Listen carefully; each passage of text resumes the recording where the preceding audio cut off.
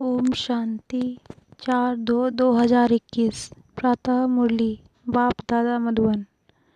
मीठे बच्चे, यह कयामत का समय है। रावण ने सबको कब्र दाखिल कर दिया है।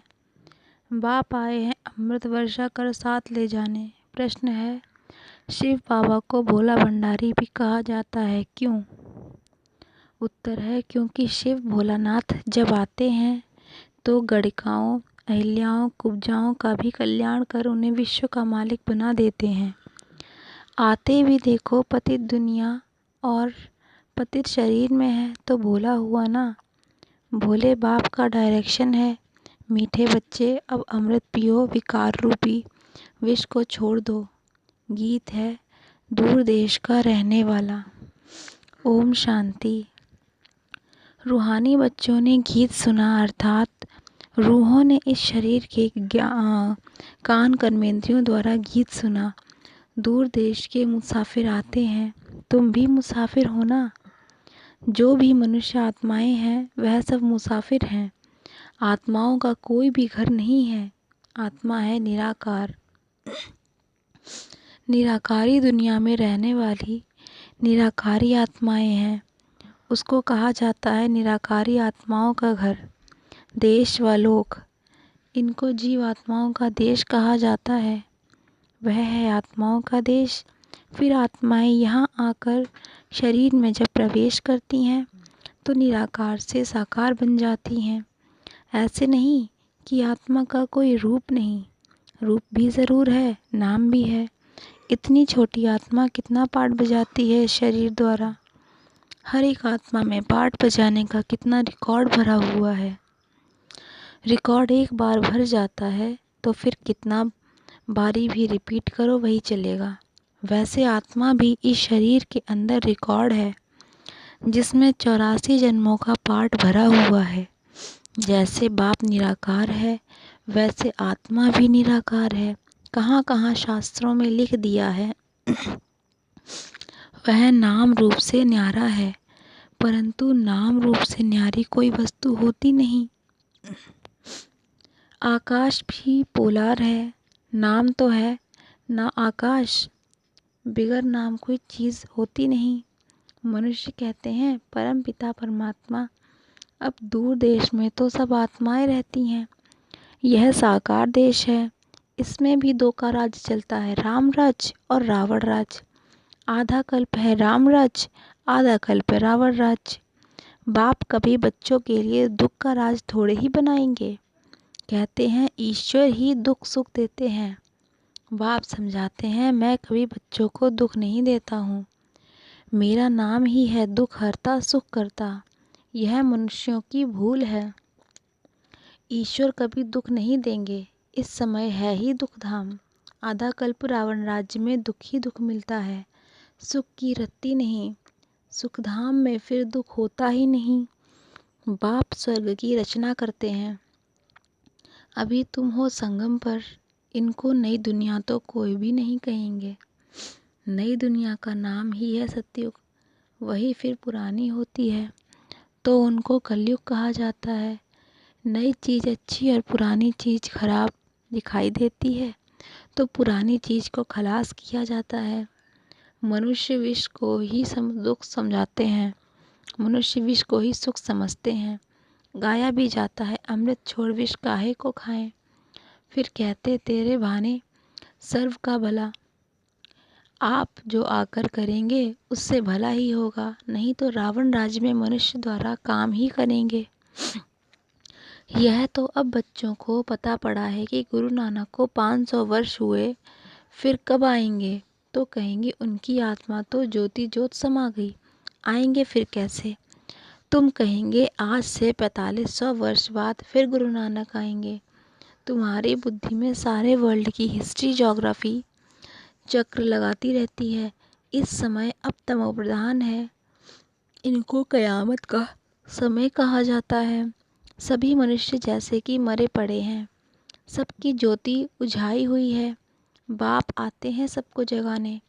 बच्चे जो काम चिता पर बैठ भस्म हो गए हैं उन्हों को अमृत वर्षा से जगाए साथ ले जाएंगे। माया रावण ने काम चिता पर बिठाए कब्र दाखिल कर दिया है। सभी सो गए हैं, अब बाप ज्ञान अमृत पिलाते हैं। अब ज्ञान अमृत कहाँ और वह पानी कहाँ। सिख लोगों का बड़ा दिन होता है तो बड़े धूमधाम से तालाब को साफ करते हैं, मिट्टी निकालते हैं, इसलिए नाम ही रखा है अमृतसर, अमृत का तालाब। गुरु नानक ने भी बाप की महिमा की है। खुद कहते हैं एक ओंकार सतनाम, वह सदैव सच बोलने वाला है। सत्यनारायण की कथा है ना। मनुष्य भक्ति मार्ग में कितनी कथाएं सुनते आए हैं। अमर कथा, तीजरी की कथा। कहते हैं शंकर ने पार्वती को कथा सुनाई। वह तो सूक्ष्म वतन में रहने वाले, वहाँ फिर कथा कौन सी सुनाई। यह सब बातें बाप बैठ समझाते हैं कि वास्तव में तुमको अमर कथा सुनाए अमरलोक में ले जाने मैं आया हूँ। मृत्यु लोक से अमरलोक में ले जाता हूँ। बाकी सूक्ष्म वतन में पार्वती ने क्या दोष किया जो उनको अमर कथा सुनाएंगे। शास्त्रों में तो अनेक कथाएं लिख दी हैं, सत्यनारायण की सच्ची कथा तो है नहीं। तुमने कितनी सत्यनारायण की कथाएं सुनी होंगी। फिर सत्यनारायण कोई बनते हैं क्या, और ही गिरते जाते हैं। अभी तुम समझते हो हम नर से नारायण, नारी से लक्ष्मी बनते हैं। यह है अमर लोक में जाने के लिए सच्ची सत्यनारायण की कथा, तीजरी की कथा। तुम आत्माओं को ज्ञान का तीसरा नेत्र मिला है। बाप समझाते हैं तुम ही गुलगुल पूज्य थे, फिर 84 जन्मों के बाद तुम ही पुजारी बन गए हो।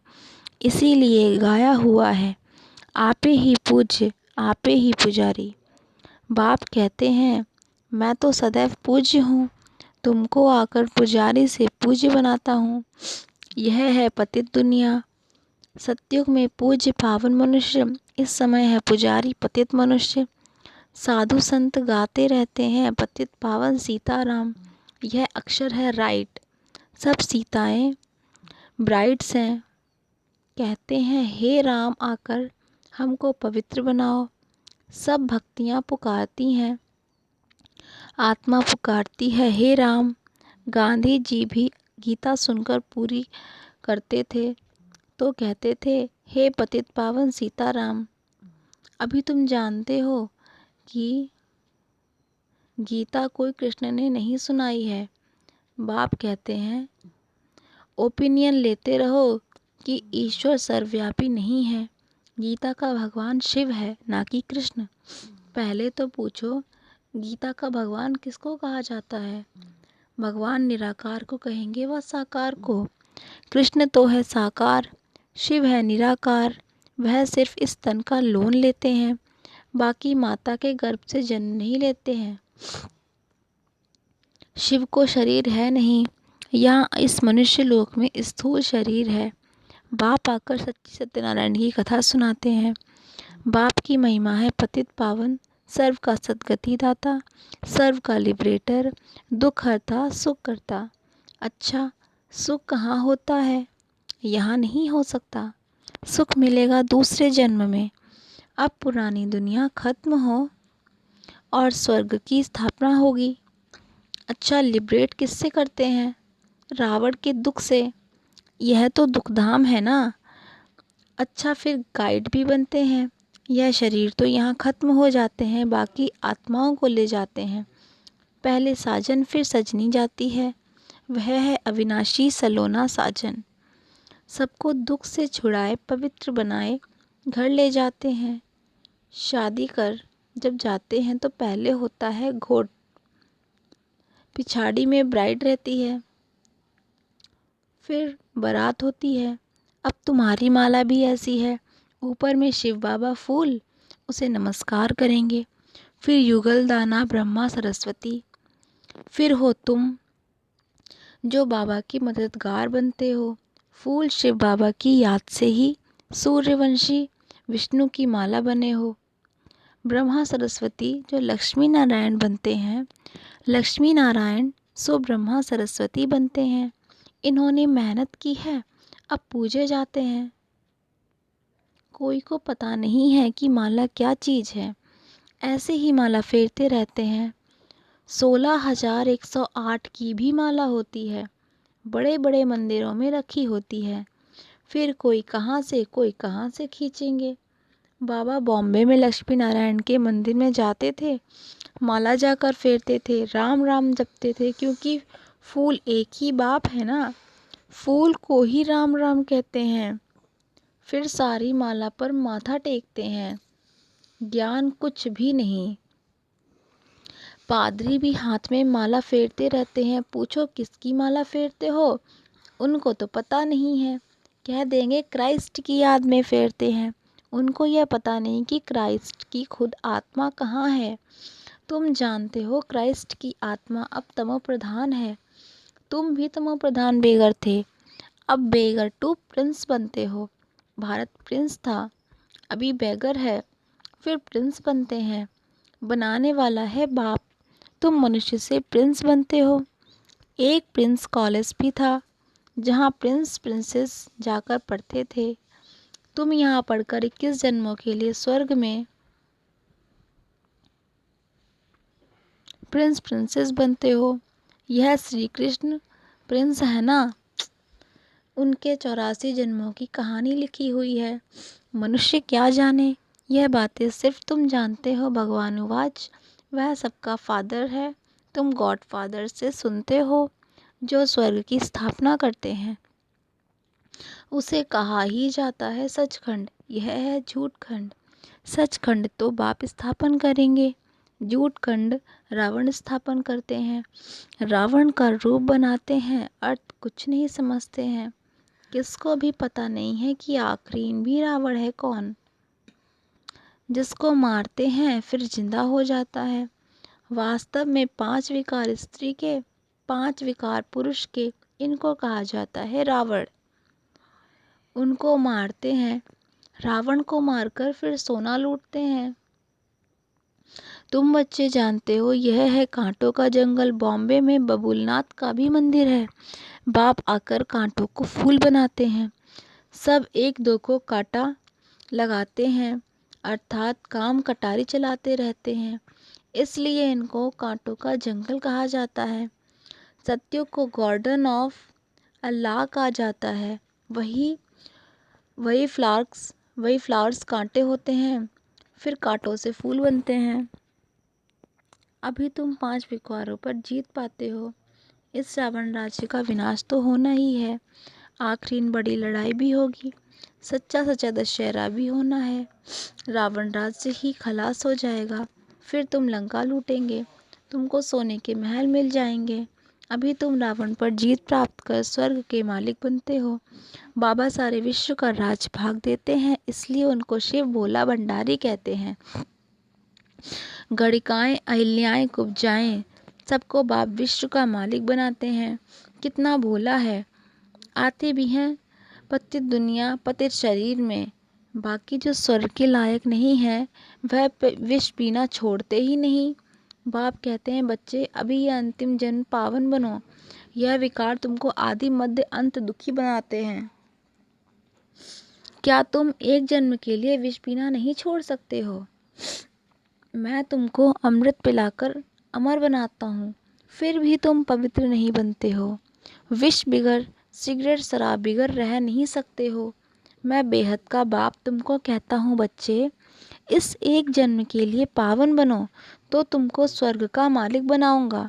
पुरानी दुनिया का विनाश और नई दुनिया की स्थापना करना यह बाप का ही काम है। बाप आया हुआ है सारी दुनिया को दुख से लिबरेट कर दुख धाम सुख धाम शांति धाम में ले जाने। अभी सब धर्म विनाश हो जाएंगे, एक आदि सनातन देवी देवता धर्म की फिर स्थापना होती है। ग्रंथ में भी परम पिता परमात्मा को अकाल मूर्त कहते हैं। बाप है महाकाल, कालों का काल। वह काल तो एक दो को ले जाएंगे, मैं तो सभी आत्माओं को ले जाऊंगा, इसलिए महाकाल कहते हैं। बाप आकर तुम बच्चों को कितना समझदार बनाते हैं। अच्छा, मीठे मीठे सिकीलते बच्चों प्रति माता पिता बाप दादा का याद प्यार और गुड मॉर्निंग। रूहानी बाप की रूहानी बच्चों को नमस्ते। धारणा के लिए मुख्य सार। पहली पॉइंट, इस अंतिम जन्म में विष को त्याग अमृत पीना और पिलाना है, पावन बनना है, कांटों को फूल बनाने की सेवा करनी है। दूसरी पॉइंट है, विश्व के गले की माला का दाना बनने के लिए बाप की याद में रहना है। पूरा पूरा मददगार बन बाप समान, दुख हरता बनना है। वरदान है, ड्रामा की ढाल को सामने रख खुशी की खुराक खाने वाले सदा शक्तिशाली भव। विस्तार, खुशी रूपी भोजन आत्मा को शक्तिशाली बना देता है। कहते भी हैं खुशी जैसी खुराक नहीं। इसके लिए ड्रामा की ढाल को अच्छी तरह से कार्य में लगाओ। यदि सदा ड्रामा की स्मृति रहे तो कोई भी मुरझा नहीं सकते, खुशी गायब हो नहीं सकती, क्योंकि यह ड्रामा कल्याणकारी है। इसलिए अकल्याणकारी दृश्य में भी कल्याण समाया हुआ है, ऐसे समझ सदा खुश रहेंगे। स्लोगन है, पर चिंतन और पर दर्शन की धूल से दूर रहने वाले ही सच्चे अमूल्य हीरे हैं। पर चिंतन और पर दर्शन की धूल से दूर रहने वाले ही सच्चे अमूल्य हीरे हैं। ओम शांति। Thank you for watching my video. Please like, share and subscribe my channel.